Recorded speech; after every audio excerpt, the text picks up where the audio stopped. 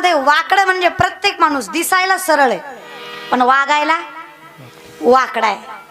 तुम्हाला खरं सांगते, मांजर आडवं गेलं काही फरक पडत नाही, कुत्रा आडवं गेलं, मुंगूस आडवं गेलं काही फरक पडत नाही, पण जर एखादा माणूस आडवा गेला की नाही इतका फरक पडतो राव, त्याच्यासारखा फरकच दुसरा पडत नाही. आणि माणसं चांगल्या वृत्तीची राहिली, कुणावर विश्वास ठेवावा अशी माणसं बघा ना, किती अविश्वासू लोक जगात आहेत. साधी साधी उदाहरणं घ्या. कधी रस्त्यावरची पानपोळी बघितली का? पानपोळी माठ प्यायला पाणी ठेवलेले असतात, त्या माठाचा जो ग्लास असतो का, तो ग्लास साखळीनं बांधलेला असतो. ज्याला कळलं त्यालाच कळलं बरं का, म्हणजे इतके विश्वासू लोक आहेत. कधी पण बघायचं, मेडिकलची कात्री बांधलेली असते, किराणा दुकानाचा पियन बांधलेला असतंय, पुरींची थोबाड बांधलेली असते ती. महाराज विश्वास राहिला नाही, ठेवायची आता गरजही नाही. त्याच्यामुळे विश्वास राहावा आणि भगवंतावर इतका विश्वास असावा. बसलेली मंडळी, देवानं आपला किती त्रास होऊ द्या, देव आपलं चांगलं करणार. थोडा वेळ बरं का, पण थोड्या वेळाने का होईना आपलं भलं करणार हे कळलं पाहिजे. सुदामा आणि श्रीकृष्ण, सुदामांच्या घरी खायला अन्नाची पंचायत होती. सुशीला माता म्हणजे सुदामांची बायको सुदामांना सांगतायत, स्वामी बायको म्हणून तुमच्याकडे काही मागितलं नाही, पण आई म्हणून आता हे लेकराचे हाल मला भगवत विनंती करते. द्वारकेचा राजा आहे तुमचा मित्र, थोडस मागा, देईल ना. सुदामा सांगतात, मी त्याच्याकडे मागावं इतका माझा अधिकार नाही, आणि त्याला माहित नाही असं जगात काय नाही. त्याला सगळं माहित आहे मी कुठल्या अवस्थेत आहे, माझं काय चाललंय, माझे खायचे वांदेत. तरी सुद्धा मला अशा अवस्थेत बघून त्याला जर आनंद वाटत असेल तर मी आयुष्यभर असाच राहायला तयार आहे. त्याला भगवंतावरचा विश्वास म्हणतात महाराज. आणि या विश्वासामुळं मुठभर पोह्याच्या बदल्यात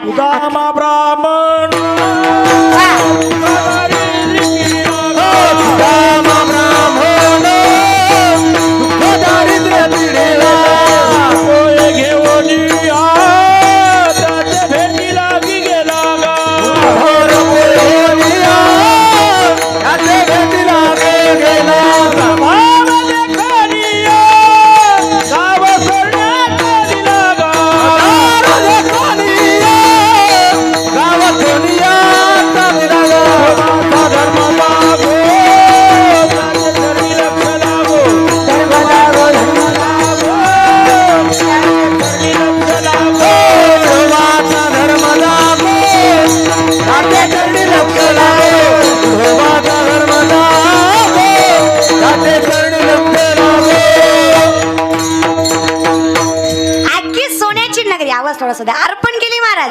आता आमचं कसं आहे, देवानं आम्हाला द्यावं इतका आमचा अधिकार नाही, कारण मागणं मागता येण्यासाठी अधिकार प्राप्त व्हावा लागतो ना. अधिकार काय, जनाईंचा अधिकार होता महाराज. 7 वर्षाची जनाई घरात दळण दळायची, दळताना विठ्ठलाला हाका मारायची.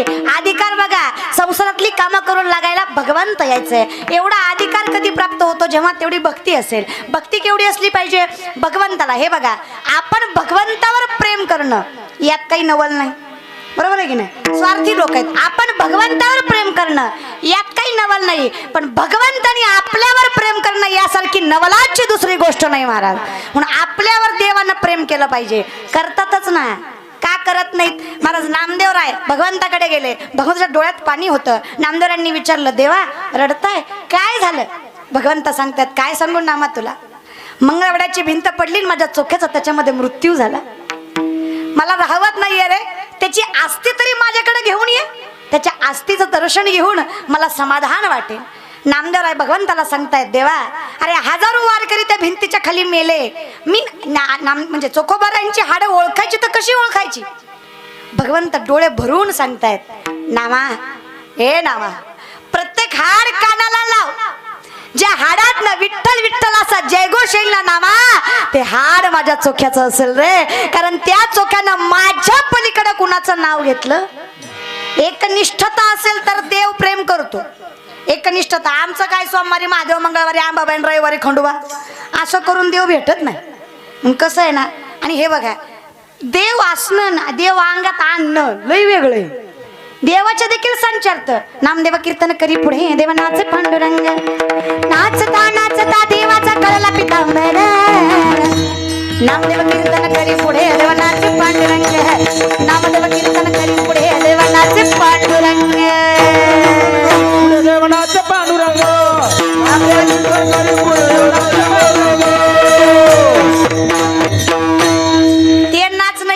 आणि आमच्या असते ती वेगळंच. महाराज लय अवघड आहे. म्हणे मला सांगा, बाईच्या डोक्यावरचा पदर आणि बाईची मुकळी घ्यायचं केव्हा सुटतात? गाणं आहे ना, सुटला बाई पदर माझा नव्हती भांडत, अंबाबाईचं वार वार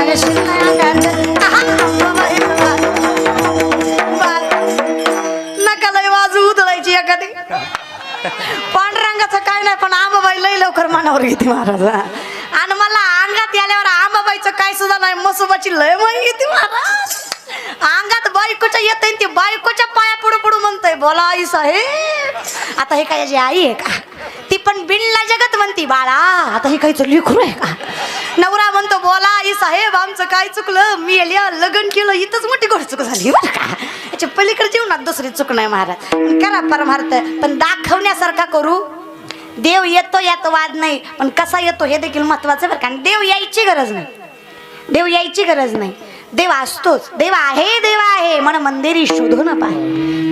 कशासाठी येऊ देवा तुझ्या मंदिरात, कशासाठी येऊ देवा तुझ्या मंदिरात, कशासाठी येऊ देवा तुझ्या मंदिरात, कशासाठी येऊ देवा तुझ्या मंदिरात.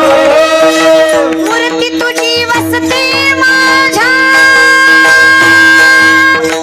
मूर्ती तुझी वसते माझ्या नित्यांतरात, कशासाठी येऊ देवा तुझ्या मंदिरात, कशासाठी येऊ देवा तुझ्या मंदिरात, कशासाठी येऊ देवा तुझ्या मंदिरात, कशासाठी येऊ देवा तुझ्या मंदिरात. कशासाठी येऊ देवा तुझ्या मंदिरात. गरज काय पांडुरंगा, तू माझ्या मनात आहेस, दुसरीकडे शोधायची गरज नाही. आणि खरं सांगू का, तुम्हा आम्हाला देव दिसत असतो करावं. तुम्हाला सांगते, रुक्मिणी मातेला पांडुरंग ओळखता आले नाही, तुम्हा आम्हाला काय ओळखू येणार आहे? बलिप्रतिपदेचा दिवस माहित आहे का? बलिप्रतिपदा कधी वाचली का? वाचली का? कवाना गावाचं नाव आहे ना आपल्या. हा होय, कवानेकर वाचली का? असते ना कालनिर्णय मध्ये बलिप्रतिपदा. कधी असते? दिवाळी. त्याला आपल्यात काय म्हणतात? पाडवा. पाडव्याला कोण कुणाला वावाळतं? पाडव्याला कोण कुणाला वावाळतं? दिवस चुकू नका. दिवस जर चुकले तर लय घोळ होतय.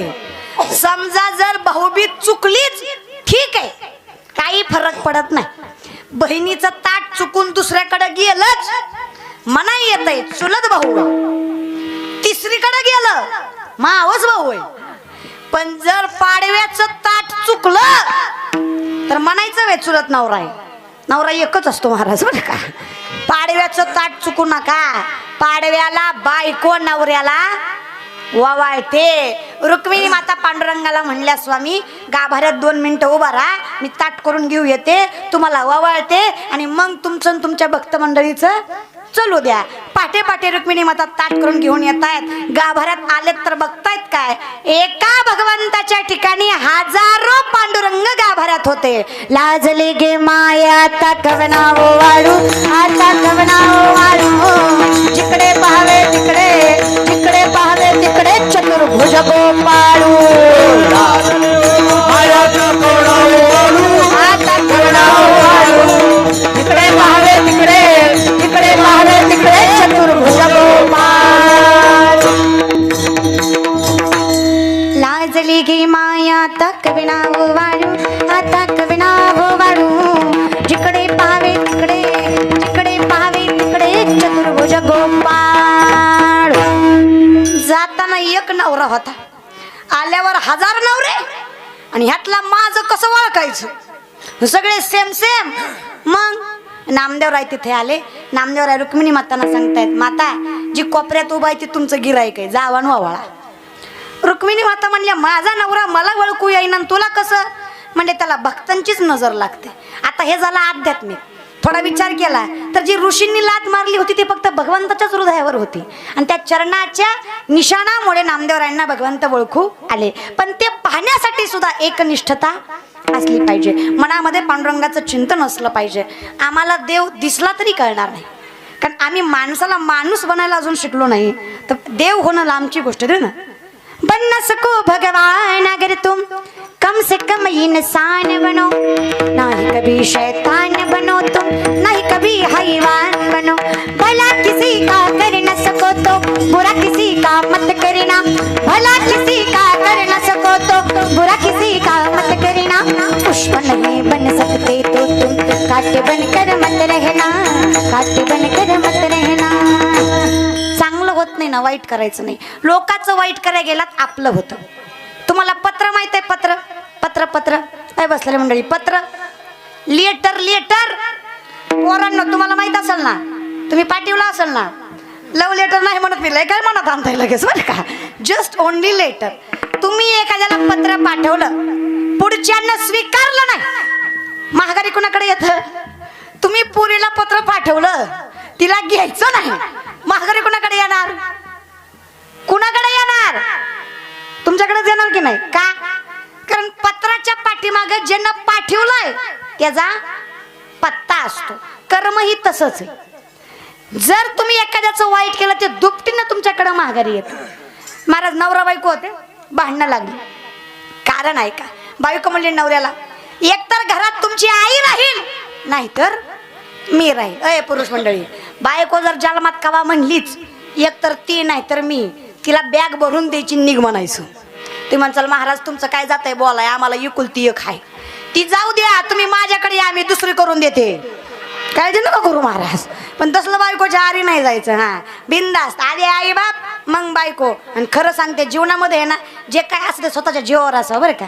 काही असं माणसाकडे संपत्ती आमाप असावी, मोजता एवढी संपत्ती असावी, पण बायकोच्या जीवावर, सासऱ्याच्या जीवावर, दुसऱ्याच्या जीवावर नसावी. हुंडा घेणारी तर इतकी बेकार की नाही, त्यांच्यासारखी तर भिकारडी जात आपण जन्मात बघितली नाही. अरे काय स्वतःला देवानं हातपाय दिले नाही का? लुळे पांगळ्यात तुम्ही हुंडा घेता नाही, पण काही म्हणा, आता ह्यांना कर्माची फळं भेटायला लागली बरं का. 20-25 वर्षापूर्वी प्रत्येक बाप म्हणायचा, काय म्हणायचा? पोरगाच पाहिजे. काय म्हणायचा? पोरगाच. 2 वर्ष थांब, 3 वर्ष थांब, 5 वर्ष थांब, पण पोरगाच. पुरगी कर गर्भपात. आता तीच बाप भिकाऱ्यागत म्हणतोय पुरगी आहे का? पुरगी पुरगी पुरगी. मला तर लय मजा येते महाराज बरं का. अशा उकड्या फुटतात ना मला तर. नाही पोरींनो, ब्यायचं व्हायचं नाही. समजा एखादा पोरगा बैठकीत बसलाच, पोराचा बाप लय तोंडवर करून हुंडा मागायला लागला, त्या बापाला म्हणायचं फक्त तुझ्या पोराला आत पाठव. त्या पोराला एकट्याला आत घेऊन जायचं, आतल्या खोलीत न्यायचं, कडी लावायची, कोपऱ्यातला बांबू घ्यायचा आणि ठोकायचा. एकटा काही करू शकत नाही, ते फक्त मित्रात दम टाकतोय महाराज बरं का. असा ठोकायचा, पुन्हा गरम पाणी द्यायचं, टावेल द्यायचं, संतूर साबण द्यायचं आणि पुन्हा बैठकीत आणून बसवायचा. ती निस्ता बापाला म्हणला पाहिजे, पप्पा चला पुढचं पुन्हा बोलू बरं का. ब्यायचं नाही. नवतरुणी नो कंबर कसून उठा ग, हुंडा मागेल प्याला नेऊन कुठा ग. नवतरुणी नो कंबर कसून उठा ग, हुंडा मागेल प्याला नेऊन कुठा ग. कसून उठा ग, हुंडा मागेल प्याला नेऊन कुठा ग. नवतरुणी नो कंबर कसून उठा ग, हुंडा मागेल प्याला नेऊन कुठा ग. अवघड झालं र जीवन नारीचं, अवघड झालं र जीवन नारीचं.